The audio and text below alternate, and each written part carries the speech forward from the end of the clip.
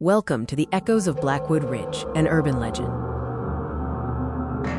The Blackwood Estate was abandoned in the 1920s after an entire logging crew vanished into thin air. A rusted iron gate marks the boundary, bearing a clear warning painted in faded red: "Keep out. The woods do not forget." For an urban explorer like Elias, a warning sign isn't a deterrent, it's an invitation. The thrill of uncovering a century-old mystery was simply too enticing to pass up.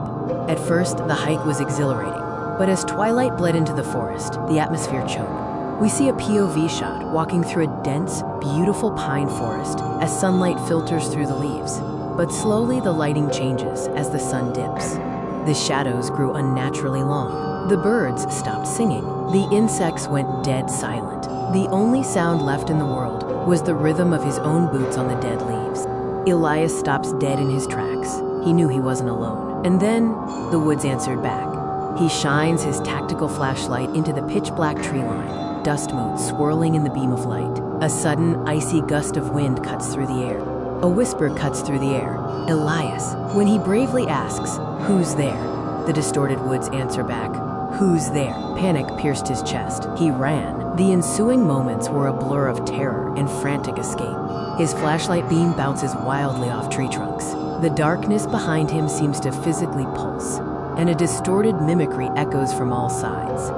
The woods do not forget. Too enticing to pass up. The footsteps behind him weren't human. They were rapid, clicking, a terrifying syncopated click-clack of many multi-jointed legs moving impossibly fast over the terrain, repeating his own thoughts back to him.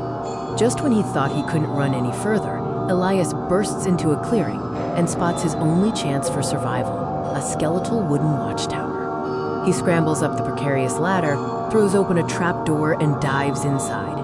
The sound of wood splintering and heavy breathing fills the air. Elias drags a heavy metal desk over the trapdoor opening. The agonizing screech of metal scraping across the wooden floor is the final noise before a dead silence falls. He collapses in the corner, clutching his chest. For 10 agonizing minutes, there was nothing. Elias convinced himself he was losing his mind. Just an echo, just the wind. He thought he was safe. He thought he had outrun the terror, but the woods weren't done teaching him its lesson. Then, a soft sound from beneath the desk. Tap, tap, tap, on the wood. It was waiting. From under the floor came the wood's final distorted warning: "Keep out." The woods do not forget. He survived the night, but he left his courage behind. Elias never explored another abandoned place again. He learned a permanent lesson. Some boundaries are erected not to keep you out, but to keep the nightmares in.